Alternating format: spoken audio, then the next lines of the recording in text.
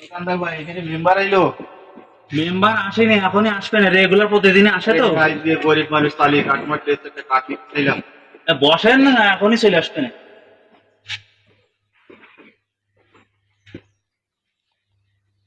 আসসালামু আলাইকুম। ওয়ালাইকুম আসসালাম।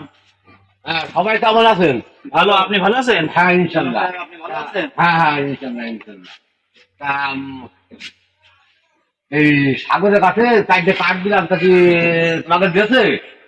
পাই যাও চাকরির কাঠ। আরে না, চালির কাঠ তো পাইনি একটাও।